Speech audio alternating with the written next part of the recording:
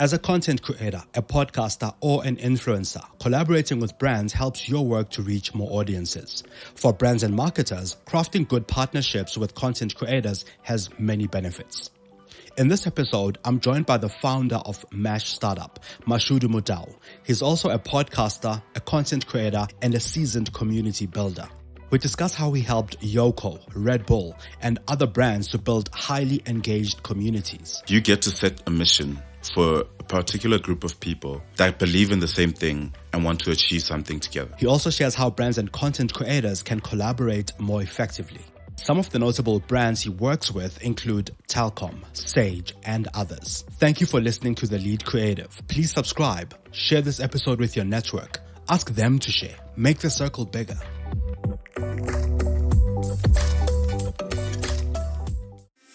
Welcome to the Lead Creative Podcast, where we talk to creative industry leaders, influencers, and brands. We discuss the strategies that influence brand thinking and shape industries. Thought leaders and heads of agencies let us in on some of their thinking and insights. I'm your host, Mongezi Mtati. Enjoy the show, and please share and subscribe. Mashudu, thanks so much for making the time to join us on the Lead Creative. By the way, before we start, I've been loving the stuff you've been doing on Mashstartup with, taking us back to some of your past episodes and just kind of discussing that. Is there a strategy behind that? Is there something big that's coming?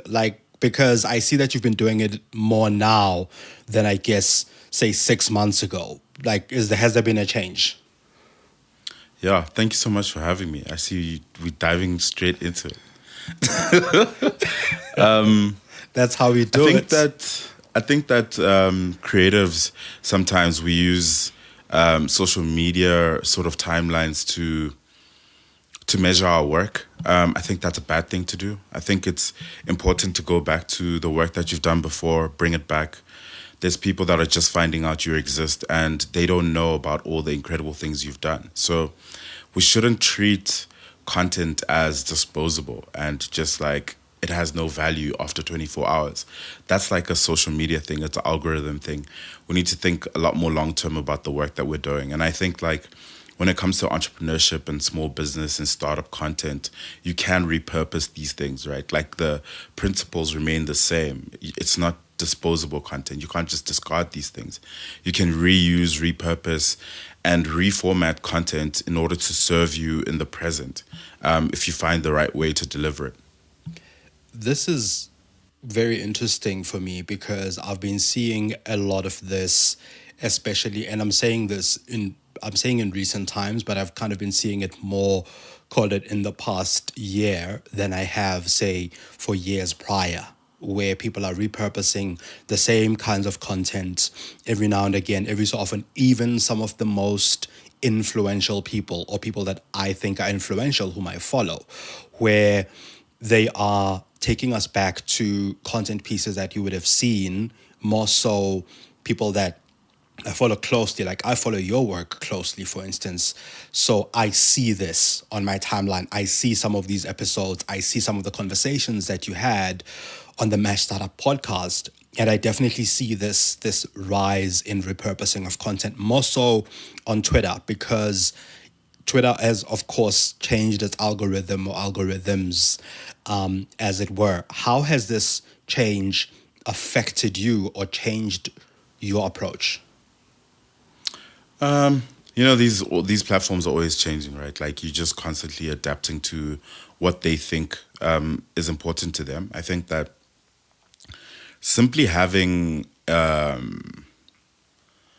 Twitter verification was like such a big step just to democratize, I think, the platforms signals, right? Like I think there's so much value in being able to tweet more long form stuff, being able to share longer videos and stuff like that. So I think the platform's evolving very quickly and it's the one I spend the most time on. I'd say the algorithm is weird, right? Like it's such a, when you think about how the other sort of platforms think about these things, I just don't understand it as much, right? Like with TikTok. I remember going to like a TikTok event and they explained how their algorithm works, right? So it's simple. They take your piece of content, they show it to 10 people. 10 people, 3 people like it, okay, it's got some potential. We'll show it to 100 people. If 30 people like it in that 100, we're going to show it to 1,000 and then 10,000 and then 100,000 and then a million and then whatever else it is. Yeah. And that just rewards really great content. What it really means is that if you are making really great content and people like it and they engage with it, that means that you will be rewarded by the platform. I don't think that Instagram works the same. I think their algorithm is definitely very different. They do still have a reward system though, where you see if a post goes up and it has a certain amount of engagement, people tend to just go, okay, I'm going to show this a lot more. I don't think that's how Twitter works. Twitter's algorithm is just Twitter. It's just like its own existence. And you sort of just like try and put as much content out as you should, be intentional about that, and hopefully you'll find your community. I do think that they're not doing as good a job as before, where you would see like a lot more virality in the tweets and the content and stuff like that. I think now it's a lot more, I don't know, it doesn't feel the same. I do think it's still one of the most important platforms for conversations, and that's where podcasters should be spending their time, because that's where you get to know your community. You understand who your people are, why they're listening to your podcast, why they want to engage with it, what are the things that they find interesting and stuff like that. I think okay. So I think on the TikTok side of things, first of all, we've had TikTok here. In fact, the previous episode was us talking to TikTok precisely Oh, about cool. this. I know that also Instagram just recently announced that they are changing their algorithms, and they were explaining precisely what you're saying, how they reward content creators, and I think there's also channels now coming into Instagram, so that's going to make that landscape really interesting. On just sticking with Twitter, there are many opposing sort of arguments around Twitter, which is the one that you've just put forward, which is that Twitter is a platform for organic conversation, for conversations to understand your audience. There's the other side of that where people are saying they're leaving Twitter because it feels toxic. There's a certain toxicity that Twitter allows, which other platforms kind of don't in that sense, right? So I don't know where you stand where that's concerned, but you've clearly, I think, said that for you, it's a really great platform for insight or insight gathering on your audience. It's an important like platform, right? And I think the CEO, the new CEO, she wrote like this letter to the whole employees and stuff. And one of the things she kept saying was like the world's town square, where the conversation happens, where it starts and where it keeps going. I don't necessarily think you should only use Twitter as a news source, but you have an advantage when you do. I think you really are seeing the most relevant conversations that are happening at a certain level in a country at that moment, right? And I think that's what the real value of the platform is. And I think what I've always tried to do is use the platform to connect with small business owners, entrepreneurs, creators, and really understand the nature of what everyone is doing, what they're building, what they're creating. And you can have really open conversations in those places just to say, okay, what are entrepreneurs thinking? What are the struggles that they're having? I just don't think those conversations flow as easily or as seamlessly on other platforms. Whether it's TikTok, whether it's Facebook. I think LinkedIn has an interesting like outside chance of being this place as well. I think LinkedIn's like becoming a very, very important place for content creators. And with this new, like they have this new creator mode on LinkedIn where you actually are sort of designing your profile a lot more like a content creator than, just an employee or someone that's looking Yeah. for a job. It's more around actually creating content for the platform and putting it out in the right ways. I think they could do a lot better in terms of the design of the platform or actually like enabling high media sort of stuff on there. I don't see like really good ways to put out audio or, the way they make the video work on the platform is not as good either. So there are all these platforms where you can sort of start to get to know your community. And I think like what you need to be clear on is who your people are, because you could be doing something and you think that your community is on Twitter, but your community might be on Instagram, and that's where the conversation they want to have is. It could be somewhere else. So it's important to really get to know your community as much as possible, understand who these people are, where they hang out, and specifically online, because that means that you can connect them to each other. And I think that's what I mean. Like when I speak about community, I'm speaking about creating a platform for people where you set the mission and then connect them to each other to fulfill something. And I think like that's the job of a podcaster as well, is to really just create the platform. Yeah. Just to pause it a little bit there, because I want us to get into that a little bit more. So in my, in my following your work, I feel like in Mashstartup and Lucha, you built what I see as movements that started out as an interest in building startups. Can you talk us through how you built this, or these, specifically these two platforms, with a focus on creating this community that you speak about, with a focus on creating, I mean, you've just mentioned the mission that kind of connects them. Is that how you approach community building? Can you talk us through that? Yeah. So I've always like approached it in that way, which is like you get to set a mission for a particular group of people that believe in the same thing and want to achieve something together, right? So like, can you create the platform for people to believe in something together and connect to each other in order to fulfill that thing? And whether it's entrepreneurship, creativity, the love of, I don't know, pop, whatever connects people, right? Like those are the things that are going to matter. And you get to do that. And I think, the best example is actually more so the work I did at Yoco. So I think like a month after I joined Yoco, my manager was like, so I got hired as a community manager in Joburg. And this is a time when there was like 4 employees in Joburg. And he gave me a budget and he was like, hey, here's, this much. And I just want you to be able to create an experience for entrepreneurs unlike anything else. And I was like, okay, cool. That makes sense. And at the time, like entrepreneurship events are booming, right? You've got Startup Grind, you've got Hookup Dinner, you've got so many other platforms, Heavy Chef, all these sort of pockets of community that were very different in how they operated. And my thing was just like, I want us to do things differently. I don't want speakers. I don't want the celebrity guest. I don't want people to feel like there's someone speaking over them.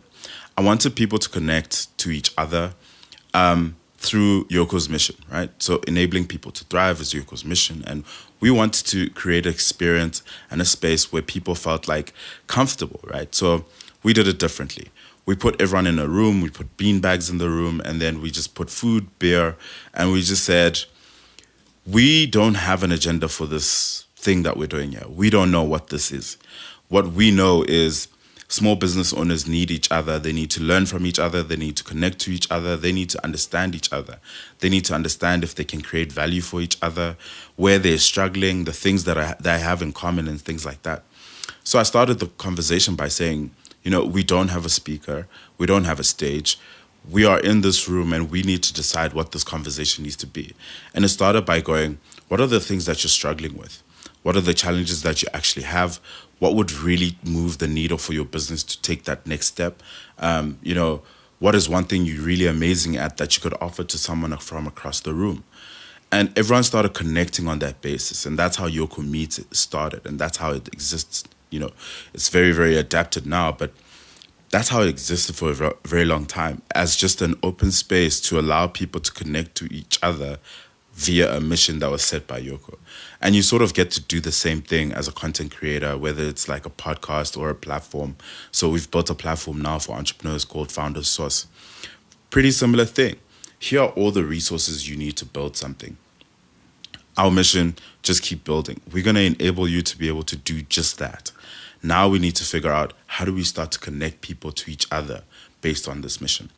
Now, you've done this for brands, you've done this for platforms that you've created. What are some of the most effective strategies on building and nurturing an online community that you found really worked for you? A consistency of output and a consistency of reiterating the mission, a consistency of behaviors as well. So I do think like you start building a community without necessarily, formalizing it. You don't want to at the very beginning just open up a Google form and say to people, fill in this thing and now you are part of something. Or here's a group, join us, and then we speak in this platform. I think first you need to consistently start to find people, right? So recently I'm doing an experiment right now on community. I call it the Just Keep Building sort of series. So I'm doing these like Instagram reels and TikToks where it's just like messages about starting, building, or growing something, or really just like unlocking your fullest potential as a person. And the experiment I'm running now is like, can I get more people to start sharing things that they feel like other people need to hear? One. But two, can I get people to just try again, right? I think that we're a country that's struggling for hope, struggling for optimism. And if you just get like a few more people believing that they have the potential and the ability to try things again, that's important. So the consistency of output starts with me just making sure that every single day, 6 a.m. or 6 p.m., I put out one of these videos. And I'm doing this consistently now, just like constantly, constantly, constantly. The next step of this, or next iteration of this, is showing people doing really meaningful work in these videos to show people, oh man, I should try again. I should start again. I should build again. I should start creating again. And based on that, start to create like a lot more longer series and stuff like that. And then from there, really being able to create like a space where people can connect to each other. So I think a consistency of output, reiterating the mission. So that mission part is really important because it actually starts with you setting what the mission is, right? And like this is a unique opportunity Yeah. where you get to say to a group of people, we all believe in this one thing. And maybe right now I'm just the only one that believes it. What happens now is like we build towards like the future where we can all believe in this thing and we find each other based on that thing and communicating it consistently. Like, how do we do this? Like, why does this matter? And then you need to really create like a route to action, or even just like a map that shows people, okay, if I believe in this mission and I want to be part of this community, what are we trying to actually do? And what's the plan or the route for us going to that thing, right? So, yeah, those three things I think are super I important. just want to go back. Yeah, I just want to go back to the community. I think building a community or finding people, and I think you emphasized finding people or finding the right kinds of people without necessarily creating a Google form to find those people. So in my mind, and I think in the minds of many content creators and people trying to build communities, there's this sort of chicken egg situation where do you find the people, and if so, how do you find and organize the people without having what we're referring to now as a form or whatever kind of way? Like, how do you organize these people when they aren't organized right now? And as you find and organize them, how do you build on that? How do you build from one to the next kind of thing?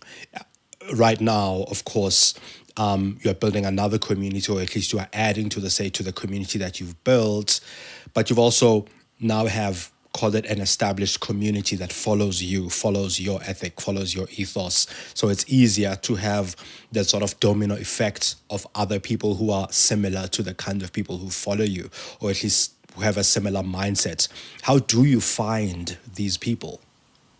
Do you know, it's very interesting you say that because, like, I think of it as, especially with the experiment I ran on Instagram, like, I had about 5,000 Instagram followers for like the longest time. Like, the last, I don't know how long I've had Instagram, but like, probably like 8 years, whatever it was. I had like 5,000 to 7,000 followers.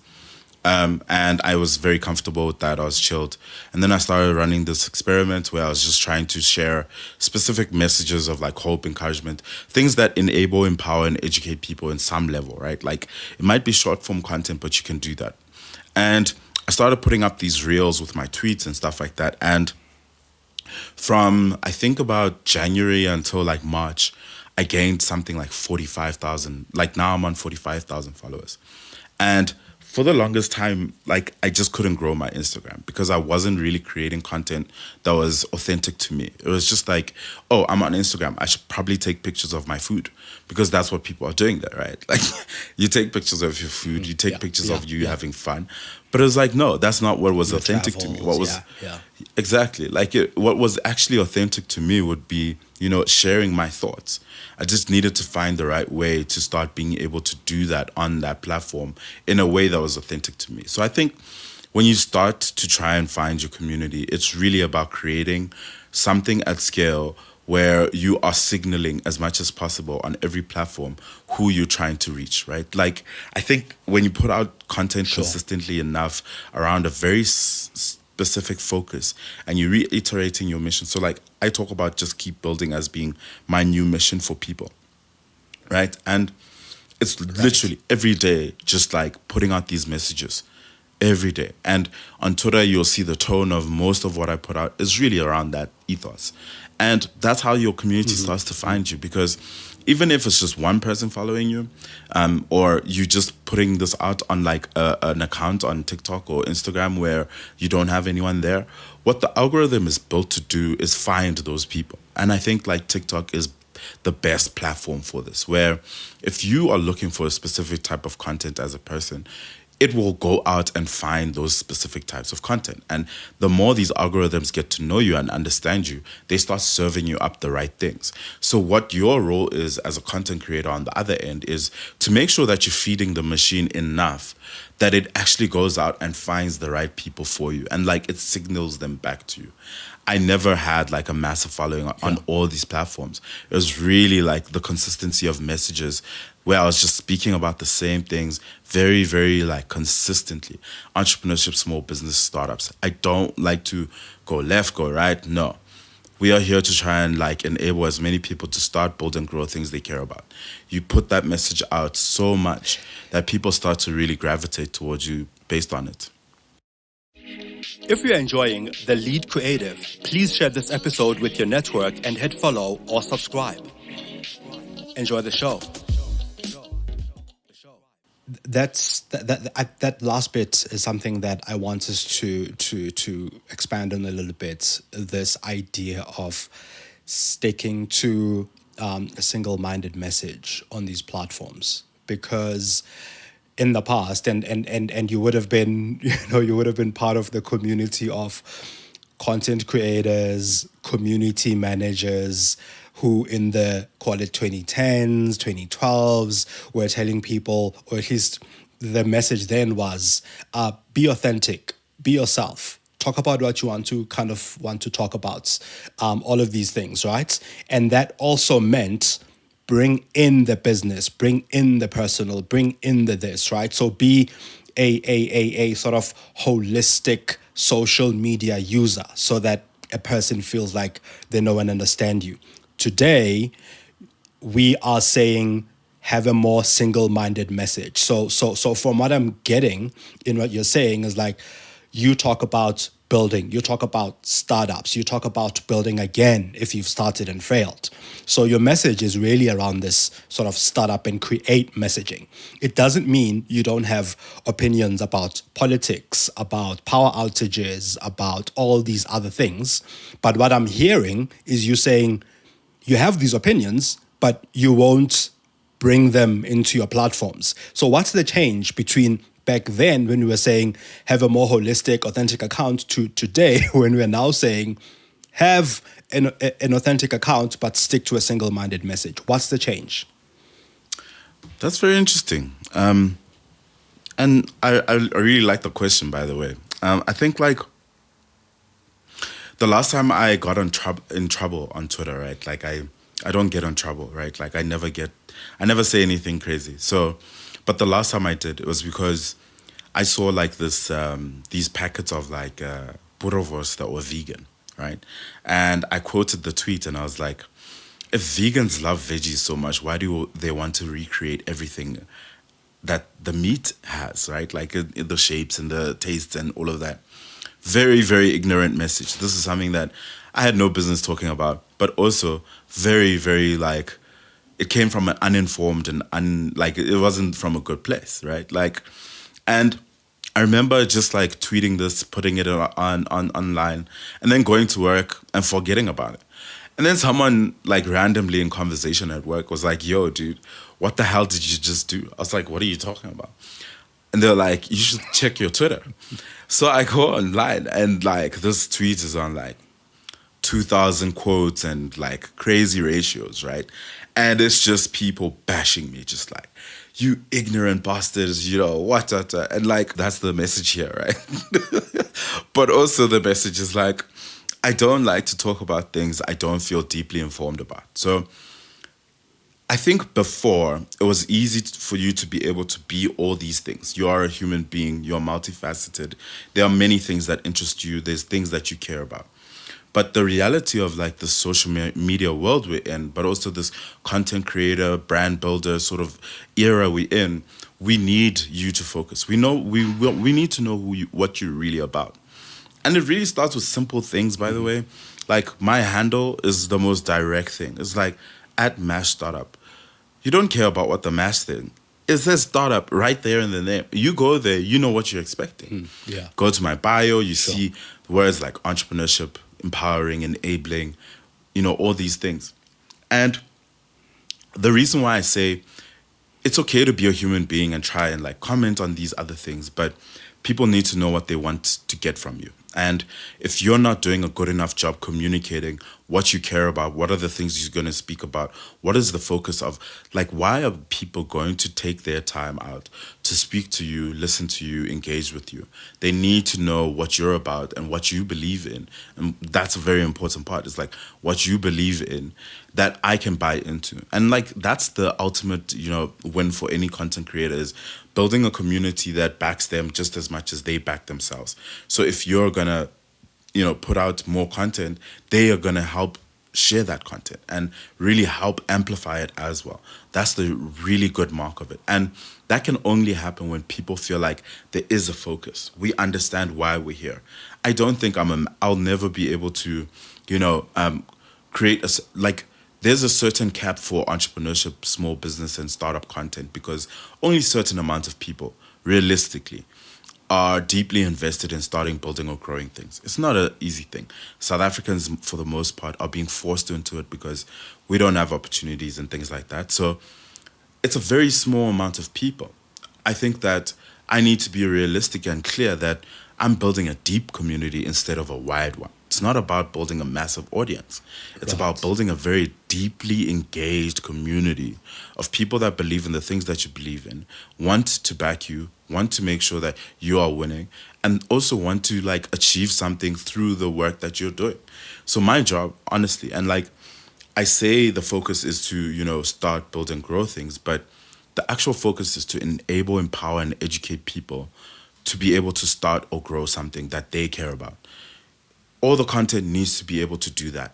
If there's something that really focuses itself there, I'm going to be part of it, right? So whether that's video, podcast, written, not as much. I think my writing is limited to just tweets. I love that. I think like long form is really interesting, but like, yeah, it just takes a bit more time. But yeah, I think like that's really my thinking on that. It's just people need to know what you believe in and know that they can buy into you as a human being.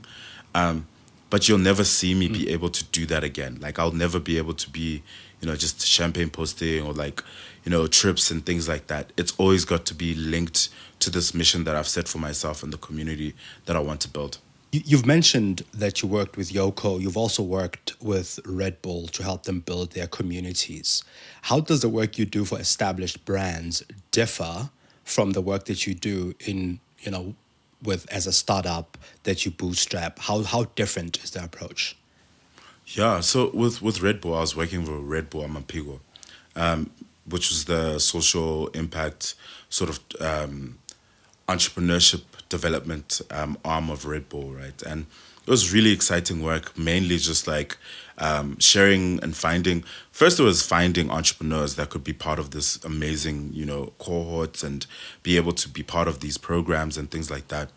I think it's very interesting because the approach you have, say, for Yoco or Yoco Meets at the very beginning when, I was the first community manager and like I'm there on the ground trying to start this events property that should turn into a community. That is very different from, say, for example, 5 years, 5, 6 years later, now Yoco Meets needs to be different. It's a different sort of thing, right? It's the same thing when you're working with like, say, a Red Bull or a Sage, because I work with Sage as well now. And I think the biggest difference is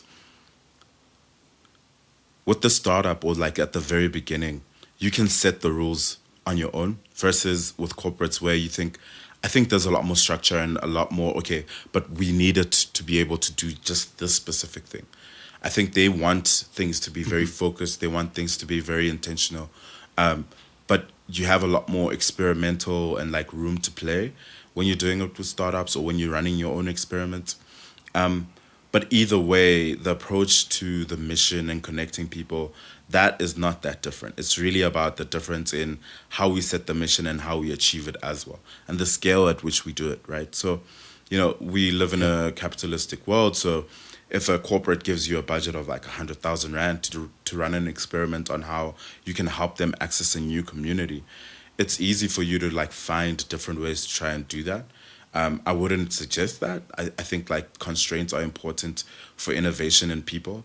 The less you actually have to use to do something, and like the more you need to just like, tinker as much as possible and figure things out, it's actually a good thing. So I would say like there's a lot more rules and structure in place with corporates where you need to be doing a very specific thing that they've already like identified and earmarked, whereas with startups you're really actually trying to figure things out. No one knows what the rules are, we create them. You wore, or rather, you wear the hat every now and again of enabling brands to build and create communities, find collaborations, and enable themselves to kind of reach out better to their customer. But of course, we've been talking about this quite a lot. You wear the hat of a content creator, of a podcaster, of someone who's trying to also build your community. How has your approach to partnering with brands changed the more you worked with brands to help them find collaborators and partners in the form of content creators? Yeah, I would actually suggest that to anyone that ever, has that path, right? Like, if you can play on both sides, you really understand things a lot better. It gives you a fresh perspective on both ends of like the game, right? Like, I think you see a lot more. I think it's influenced the way I think about creating value more than anything, right? Like, I understand that most of the time when someone says to you, hey, we don't have budget, what they actually mean is that we don't have budget for you or for this. We might have budget, but the budget for this is this specific thing. And usually they've pushed and fought for that budget. And because of that, whatever value you try and create or add to them, they are like really hoping that it works out. If you can, as a content creator, and this is from a content creator side, someone offers you a budget, get it closer to whatever rate that you really care about. That's good. If you can, that's great. And then the next thing, try and create more value than they actually expect. They want 3 TikToks, give them 4. They want 3 TikToks, put them on Instagram Reels just because. Put them on TikTok, put them on Twitter, put them on Facebook. Just create just a little bit more value than what they expect. And my reasoning for this isn't necessarily because I think that content creators should allow themselves to be exploited, but it's actually about the fact that this person most likely had to fight to try and get to this place where they're trying to make sure that we can experiment on this thing. I think brands, as much as it looks like a lot of brands are doing the influencer creator collaborations thing, it's not. And when it does happen, it's usually a small amount of money because they want to experiment. They're very scared. They don't know if it's going to work. I think that because of that thinking, content creators with every single sort of opportunity have like the responsibility to really show how much more value can be created when you partner with someone that has access to the community that you want. And that's my thinking now from the brand side. When, I was working with different companies, like doing these kinds of things, it was really always about who can create the most value for the community that we want to access, right? This goes back to the conversation we had before about like a focus on your niche and like making sure that you're speaking about Yes. specific Yeah. things. Yeah. Because if I'm a brand, I'm looking for, people to be able to advocate for my financial services company. I'm going to look for people that are talking about financial services, that are talking about these things, so much so that other people only follow them for that kind of content, right? And Right. yes, on the brand side. So I think we need to take more risks, right? I think that the organizations now need to start being more honest about the size of the audience, not necessarily being the size of the community. And when you're looking for community, you need to take much bigger risks because what you're saying to someone is, I don't care if you have 2,000 followers. I know that those 2,000 people are most likely the people that we really want to talk to versus someone that has 20,000 followers, but That's we what I don't want to know unpack. who those That's kind people of are. Yeah. Yeah, that's what I want to unpack a little bit more, because again, you've been on both sides. So usually the common thinking would be that it's a numbers game.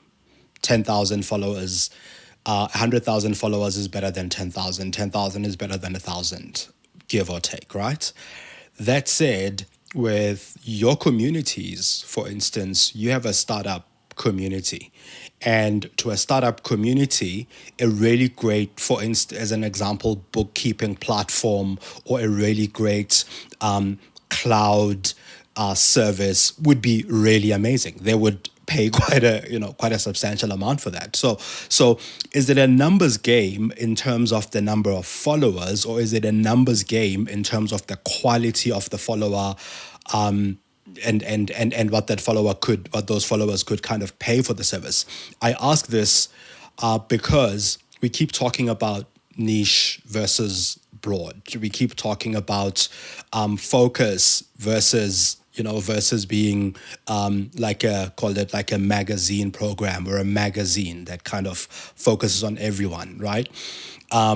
What's the do brands see it that way? I know we see it that way as content creators because you definitely want to serve a certain kind of person. Do brands see it that way? Do people like Mashudu see it that way when they are inside the brand? Well, I do. Like there's also just like there's the reality of like marketing KPIs, right? Like, oh no, we want, this many impressions, we want this much engagement, whatever else it is. I think what the smart brand managers or like guys that are looking at this stuff are doing is doing more of a hybrid where you go, okay, we want people who are in this specific community. Who are three people that have a mass audience in this community? And then who are three or six or nine people that have much smaller followings, but they have deep community in these places? And you're trying to put all these people into like, okay, this campaign is going to be 10 people. You got three people that have operate at scale, three people that are at like a medium level, and then you've got like, four people that are just like have a very deep community, even though they don't have necessarily the following. Because what you do there is you can cover your marketing KPI basis by, having these guys that are performing at the scale, but you also have the people that really deeply care at the low end of the sort of following thing. I do think, we're going to evolve to the point of following not ever mattering. And that's where I think now I just don't look at it. It doesn't matter. When like my Instagram went from 7,000 to 45, my only thought was like, I don't know who these people are anymore. My biggest thing with like 5,000 followers is like, you start to recognize people's names. You know what's going on in their lives. You start like understanding who they might be, the work that they do. But when you get to 45, You don't become know a who these stalker, in people are. other words. Yeah, well, when you get to like 45 though, it's like at scale and you just like don't know who these people are anymore. And that actually takes away from the experience for you as a content creator, because now you don't know who your community is. It might be there, but you need to then like start doing the work just to mine those people out of like the noise of the massive following. So yeah, from a content Sure. creator side, I think like it's important to niche down, but from a brand side, be very smart about that mix rather than choosing, just numbers or just community. It's like just yeah, you map it out. Does proximity matter? Because sometimes you are in South Africa, you are in New York, you are, in any part of the world. A lot of the times you would more often than not go for brands or sponsorships that are within the space that you are. That said, when you jump from 7,000 followers to 45,000, when you jump from 100 YouTube subscribers to 100,000, your mix of followers starts diversifying across the world. It starts getting bigger in that way. So does proximity matter? I mean, like in the case of, for instance, when you worked with Yoco, did you predominantly want communities that were based in South Africa? Does, how do those things work? Because for me as a content creator, what I'm realizing is that the more my platforms grow, the more likely I am to start getting more and more people from outside South Africa, especially on YouTube, is what I'm realizing. That long form content, in as much as people are interested in it locally, it's making waves internationally. It's also because of the types of people I speak to and the subjects I speak on. Now, does proximity matter in terms of where the brand is and the people they're trying to reach? And how can content creators and brands rethink this? That's so interesting. That's a very interesting point. And like what you said, it's very true.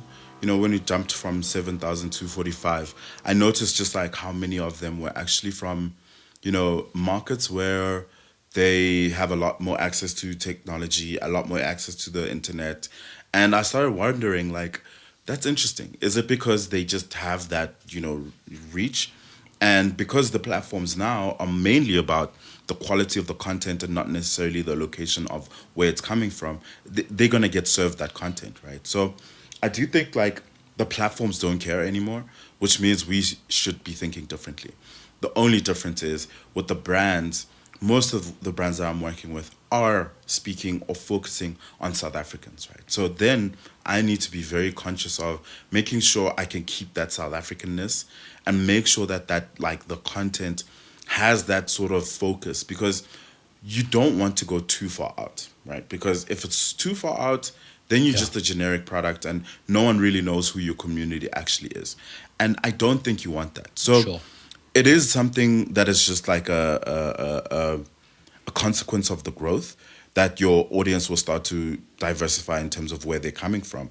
But the community still needs to be based where the people that really care about accessing them can do that. Because imagine building like a mass audience of people that care about startup and small business content, but when you try and build a community, the first thing you're doing is like, hey guys, we're gonna do an event in person in Santon, and your community is like in London, it's in New York, it's in like Kigali, it's in like that becomes very very Yeah. tricky. So you need to be very conscious about who you're creating for, where they are in their lives. I always think like the most important thing you can do for yourself as a content creator is really have a profile of the person that you're creating for. Like, who is this person? How much do they earn? Where do they Yeah. live? What is the things that they care about? Do they have a family?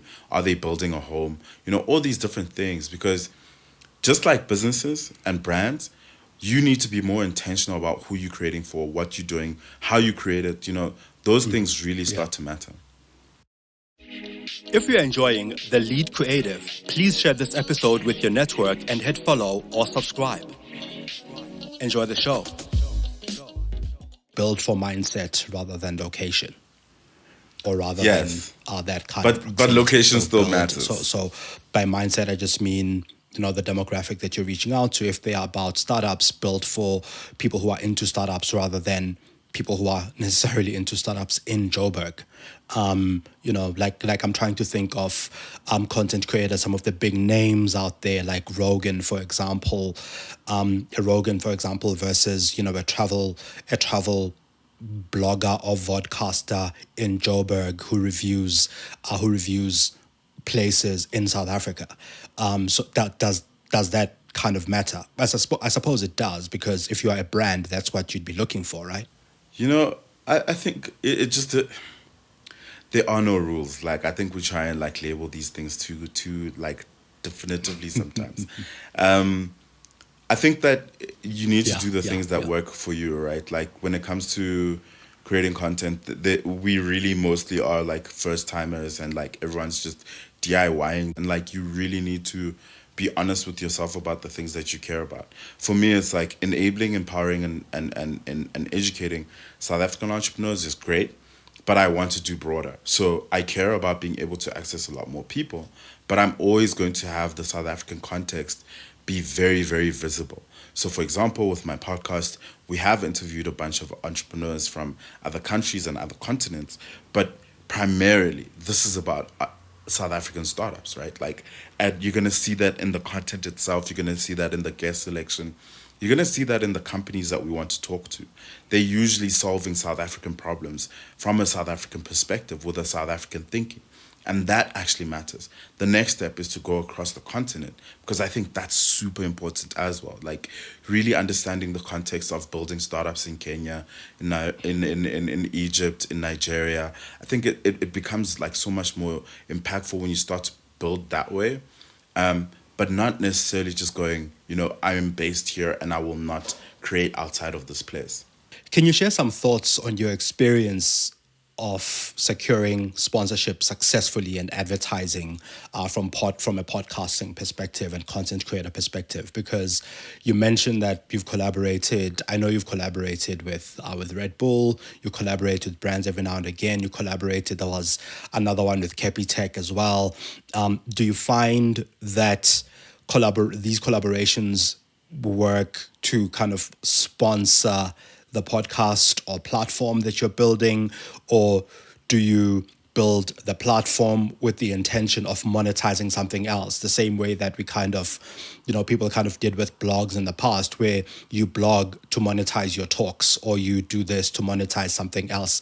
Does it work the same for you, or do you find that brands are more amenable to sponsoring the podcast and advertising there, which is kind of what some people want to monetize? Like, where are you seeing success? What's your experience there?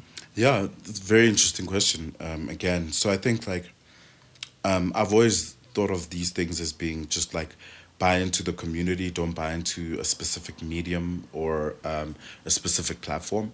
I think that when brands come out, they're just going, hey, we want to speak to entrepreneurs. And I go, okay, we'll do a podcast, we'll do an Instagram reel, we'll do a Twitter space, we'll do, a Facebook Live, whatever else it is. So I think it comes down to that really, which is like, can we create value across the platform so that you can access the community in the different ways that the community exists versus, just sponsor the podcast? I do think also, this is coming from just like the reality of where we are numbers wise as podcasts in South Africa, or like, in South Africa specifically. Podcasts will never be able to, compete with radio numbers for advertising money because we just don't have the scale. We don't have the accessibility. People aren't able to do this as much as they can just listen to the radio or just watch TV or anything like that, because that's a lot more accessible than the internet is. I think that we, urban kids with like access to technology think that everyone like life is like this, and it's not. The majority of South Africans don't access the internet at the same level as most people do. People are not necessarily consuming content at that level and at that scale. So because of that, podcast numbers are not enough usually to be able to justify any sort of campaign unless it's a very, very focused experiment to dig deep into a community. And I do think, like, again, when you package it as, okay, we'll do a podcast, but then we'll amplify on different platforms so that you can access our community in different ways, that becomes a lot more valuable to a brand marketer than it is to just say, hey, I have a great podcast, you sponsor the episode and we'll just mention it on the episode itself, because that's always going to be limited and it's always going to be niche. So I do think like the thinking there needs to change, where you're going, I'm selling a platform and access to an entire community across different places, versus I'm just selling you like a space on my podcast, because then you're competing with things that are, you know, just not, that have a lot more reach and a lot more accessibility than you do. So yeah, I think of it that way. But I do think like it's growing. Brands are experimenting. It's only going to get better. It's just not where it needs to be right now. You mentioned finding your people, building a community, creating content that resonates with people, being authentic. What other steps or what other things should podcasters and content creators who are looking to attract brands do to improve the way that the way that they are more likely to attract some of the sponsorship and advertising revenue? Yeah, I think the number one thing you should do is not do it for brands. Really focus on your community. Don't do it for brands, focus on your community. And what that really means is like you have a specific person in mind when you're creating your podcast, that this is going to help this person in a specific way. This is going to empower them in some way. This is going to make them feel a certain way. This is going to help them operate differently, build differently. I hope that every podcast that I release influences one person to build their business, think about building a business very differently than they would have before they listen to the episode, right? Like that's my intention.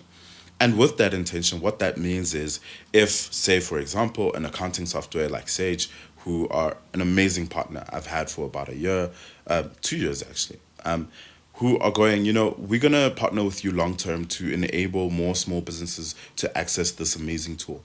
And what happens is when I say, you know, here's the amazing content of this amazing entrepreneur who's built their business in this way, but here's also the software that that person's actually using in their business to be able to enable you.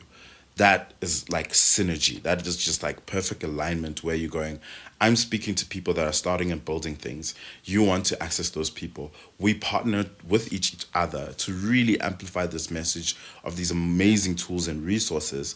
And we sort of leverage that as much as possible.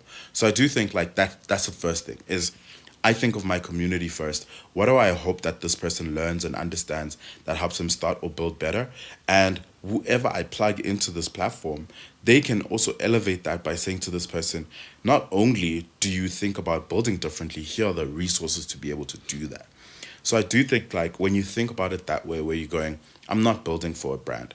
I'm building for a community, but that community needs to be able to do certain things. And the partners we bring on board will be able to help enable those people to do even more.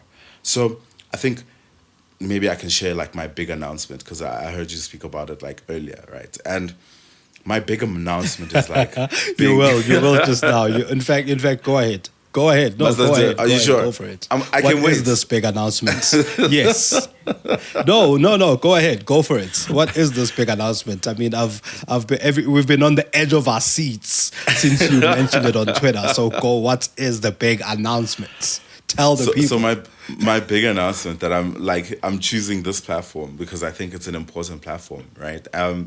Is that I'll be a Telkom brand partner from 2023, right? And what that means is like again, an incredible, you know, brand that really cares about connecting young people, keeping them connected, saying we are going to find people that care about this mission just as much as we do. And that's what I care about. If I can help a lot more young people be connected, stay connected, and be able to understand the ecosystem of telecom services and products to better enable them to start, build, and grow things, be able to be better students, be better entrepreneurs, be better people at their careers, that is insane. So, you know, with a partnership like that, again, it's really about, you know, what's the mission? What's the clear thing that we want to achieve? And what they care about more than anything is getting people connected and really helping them understand the value Yeah. of the products and services that they have. And, you know, this one is like a really big one that I was really, really grateful for. And I hope that it's going to be an incredible journey to really helping people access, that ecosystem, because it's a massive and incredible place. And yeah, the more work we do to share this mission, to share the work that they've been doing, yeah, I think we can do some really important things. No, congratulations. I mean, that's really exciting, and it'll absolutely help the work reach more people, which is precisely why you're doing it and what you're doing. There's something that came up while you were mentioning Sage, which is connected to this partnership with Telkom.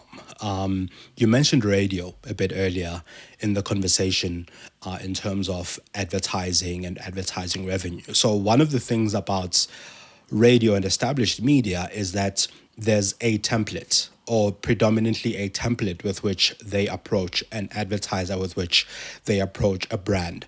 For podcasters and content creators, there isn't. Now, without necessarily getting into the details of how you structure the deals with your partners, how do content creators and podcasters create these templates for themselves in a way that a marketer or a brand is used to seeing, so that they say, I can put my $5 rands here versus Yeah. there? So I do think like the models exist, right? It's not that we need to recreate the rules. It just needs to be adapted a lot, right? So I think the biggest advantage that a lot of creators that are very smart do is they'll spend a lot of time understanding how these relationships between creators and brands have worked in Europe, how they've worked in America. Mostly America because they started it, they figured it out, and they used it really well. I think Asia is also interesting, like China specifically. You're seeing very interesting things from like relationships between brands and creators where people are just hired to just be content creators for a specific company and stuff like that. And what you need to do is be able to like learn and leverage a lot of those interesting things that those people are doing and adapt them to our reality. I think, for example, when you want a rate card, go onto, the best creators in the world. They'll have a rate card available somewhere online. And if they don't, create a fake brand and be just ask them for their rate card. Just like, oh hey, hope you're doing well. I'd really love to work with you with our brand, and can you please give us your rate card? And what that does is it really helps you contextualize first what people are charging for is super important, right? So, sometimes you'll see, campaigns that are just like, oh no, we'll pay you for one tweet, we'll pay you for one TikTok video, we'll pay you for doing a Instagram live or a Twitter space. And then so it's like, I understand that, I see that there's value in doing that, but it's like a very pump and dump approach to things. Because what you're doing there is just like, we need you as a billboard, read this script, make this product shine, and we're good. We're good, right? I think those relationships, people can see through them.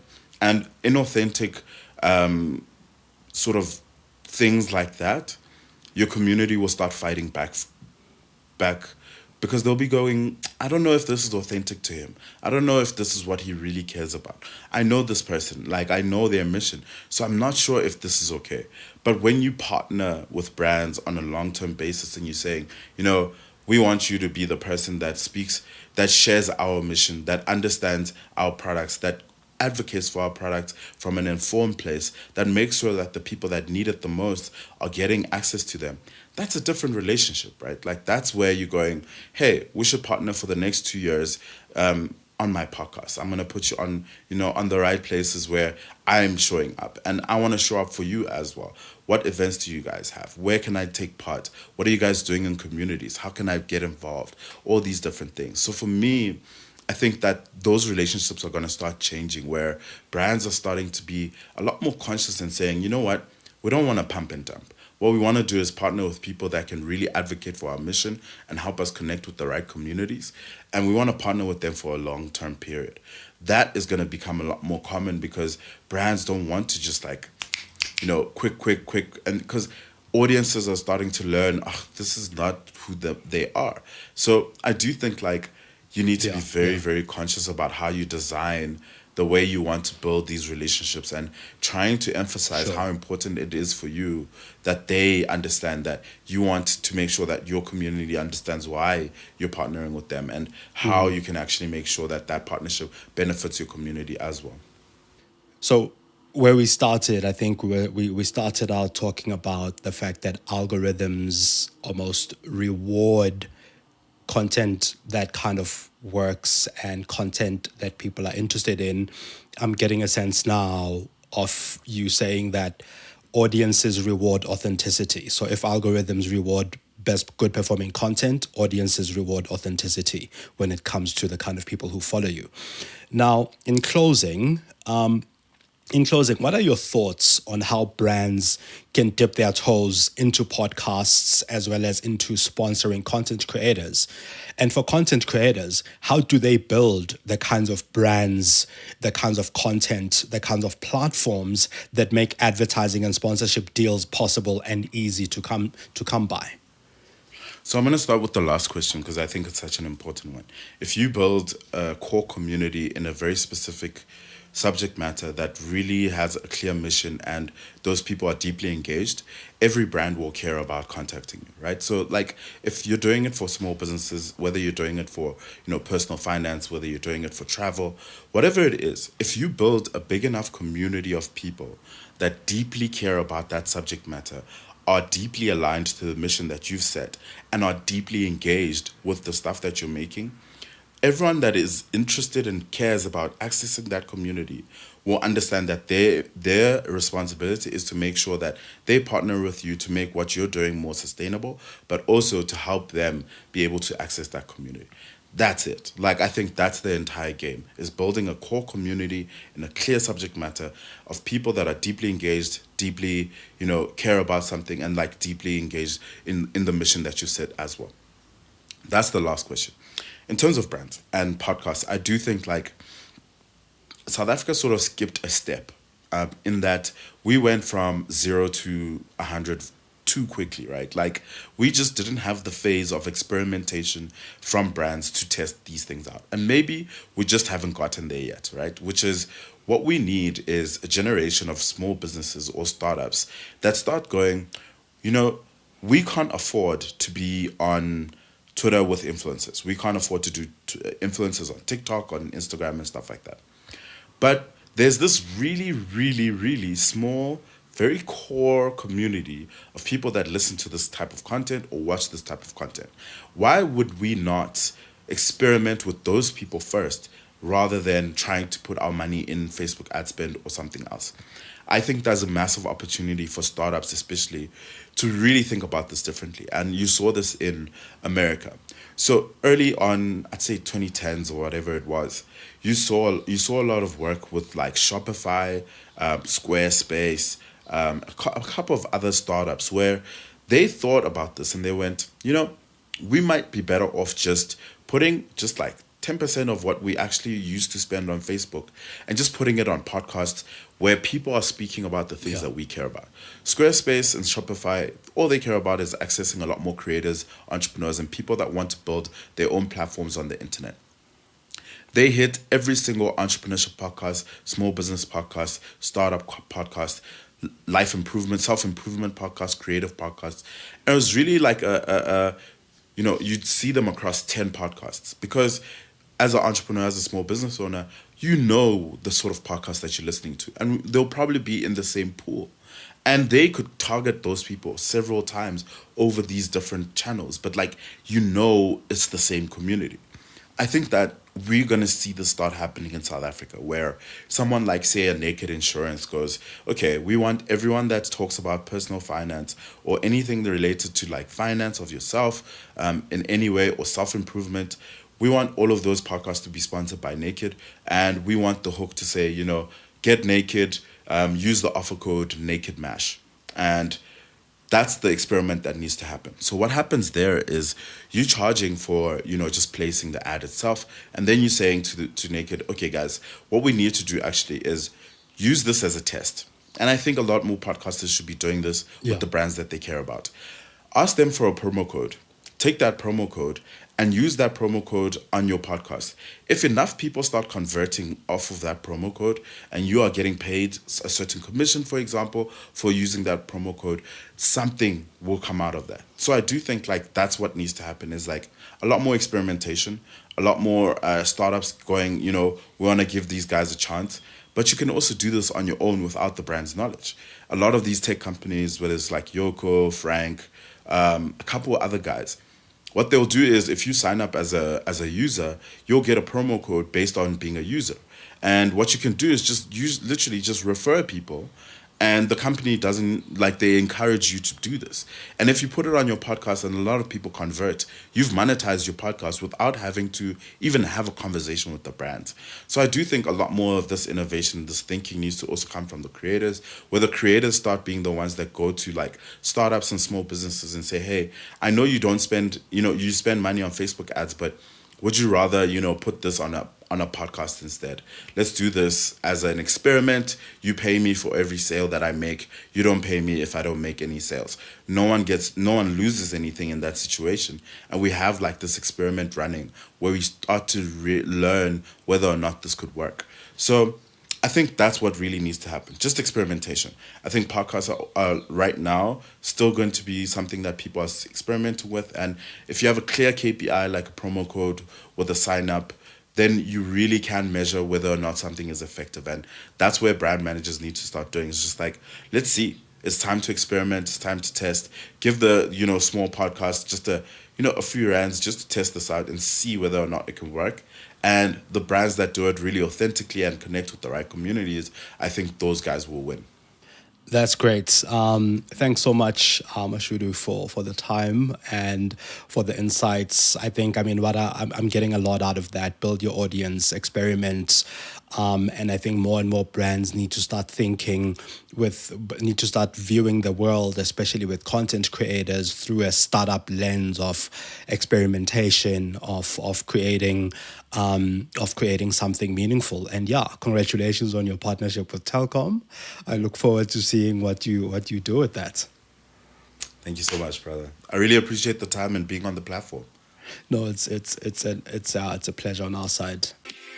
Thank you for listening to The Lead Creative. Did you get one insight that's worth sharing from this episode?